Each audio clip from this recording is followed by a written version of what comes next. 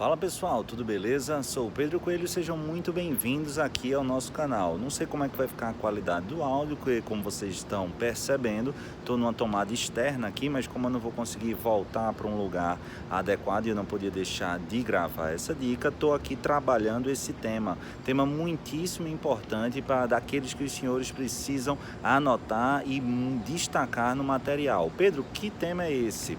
Pessoal, presta atenção porque é assunto muito recente e apresenta divergência entre STJ e STF, sendo a decisão do STF dessa última semana do ano judiciário de 2019. Basicamente, envolve a possibilidade ou não de impetração de habeas corpus após a aceitação da transação penal. Pedro, não entendi nada, calma. Transação penal é um instituto despenalizador encartado na Lei dos Juizados Especiais, Lei 90/99, que se volta fundamentalmente e exclusivamente às infrações de menor potencial ofensivo.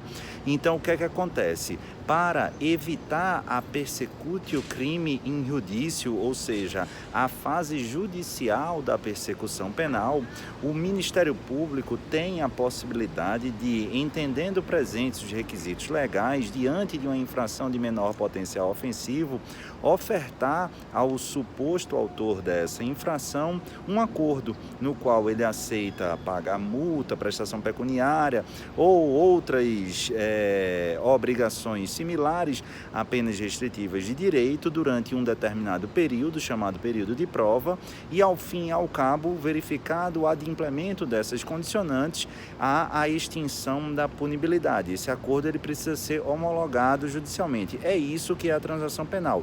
Bacana, Pedro, até aqui não tem nenhuma novidade, certo? Mas vamos imaginar, e essa é uma situação que é bastante vivenciada por quem milita no dia a dia criminal, vamos imaginar que um determinado réu ou uma determinada pessoa, indivíduo, esteja sendo ou tendendo a ser acusado, ou esteja sendo imputada a ele a autoria de uma infração de menor potencial ofensivo.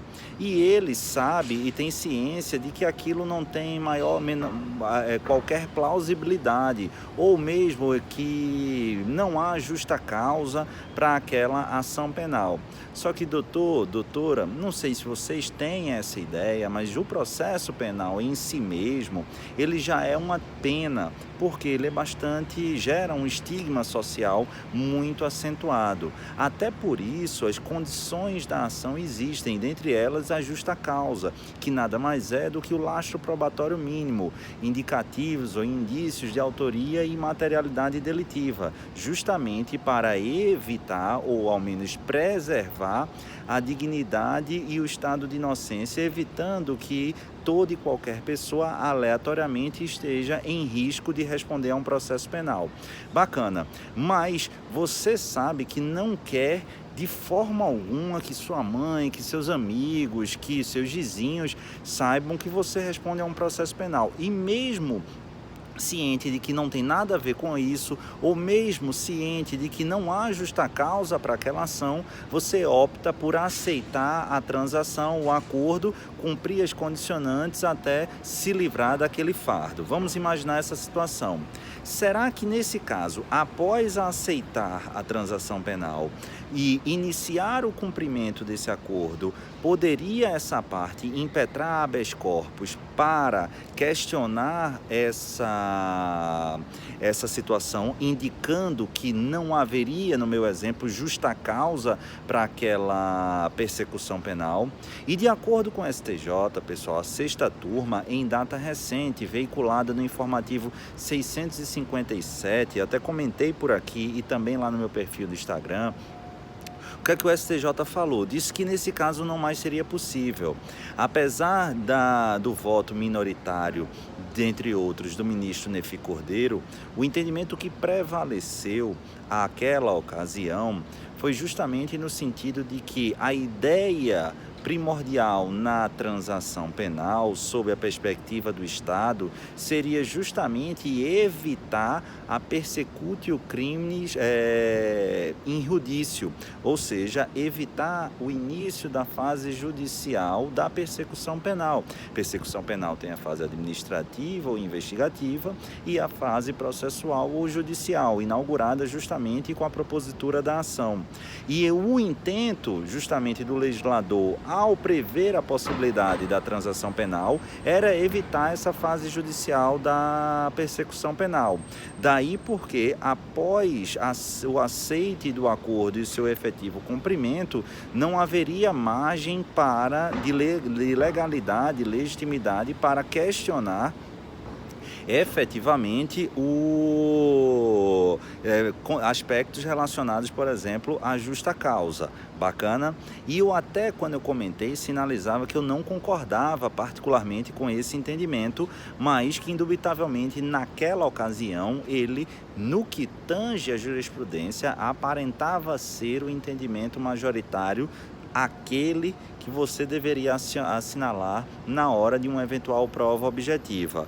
E até chamei a atenção para você não se confundir essa impossibilidade arguída pelo STJ de propositura do habeas corpus após o aceite do acordo de transação penal com a suspensão condicional do processo. O STJ, em relação à suspensão condicional do processo, admite e aceita tranquilamente essa possibilidade. E qual é a razão?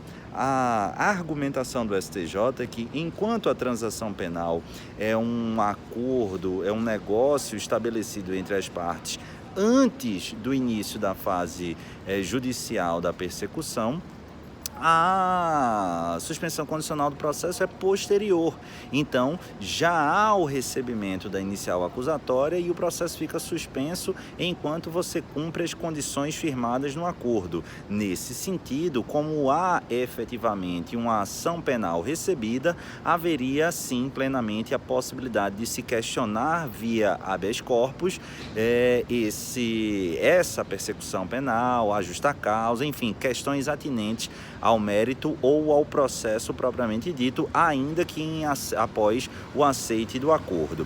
Só que esse era o entendimento até essa semana, pessoal. Eu estou gravando aqui, hoje é quinta-feira, até a última terça-feira. Por quê? Porque a segunda turma do Supremo Tribunal Federal se reuniu e se posicionou completamente diferente da sexta turma do STJ. Eu até brinquei que a segunda turma do STF concordou comigo. Claro que não concordou comigo.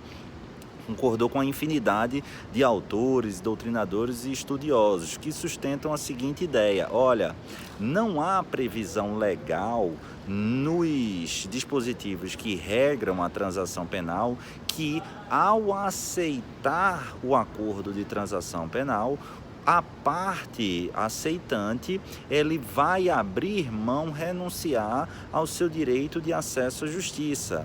E, indubitavelmente, aquela persecução penal, ela produz efeitos de restrição na liberdade de locomoção, porque não há como comparar aquele sujeito que é 100% livre com aquele que, apesar de não responder a um processo, após o aceite da transação penal, ele está vinculado a um acordo que exige o cumprimento de determinadas condições, inclusive condições muito similares a uma pena restritiva de direitos. Daí porque prevaleceu o entendimento no Supremo Tribunal Federal que ainda percebam que haja o aceite do acordo de transação penal, tal qual acontece na suspensão condicional do processo, não há óbice algum ao questionamento via habeas corpus desse acordo, questionando não o acordo especificamente, mas a legitimidade da persecução penal que ensejou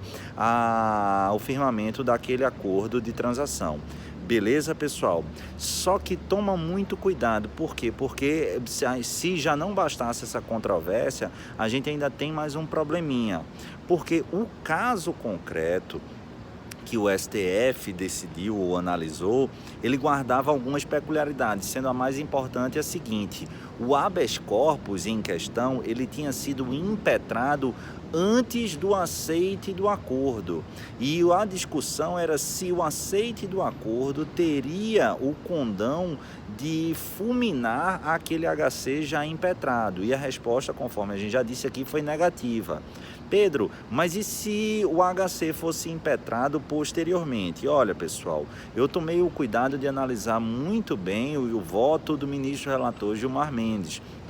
E fica muito claro que o raciocínio seria o mesmo em relação a um eventual HC posteriormente impetrado. Mas há essa peculiaridade e aí a gente precisa ficar atento a essa ideia, a esse tema. Pedro, mas se isso cair amanhã em prova de concurso, o que é que eu preciso saber? Sinceramente, anota aí que para o STJ, em especial para a sua sexta turma, o aceite de transação penal, ele impede a impetração de habeas corpus, uma vez que o intento desse instituto despenalizador é principalmente impedir a instauração da fase judicial da persecução penal. Contudo, nesse final de 2019, a segunda turma sinalizou em sentido diferente, inclusive sustentando claramente que o aceite de transação penal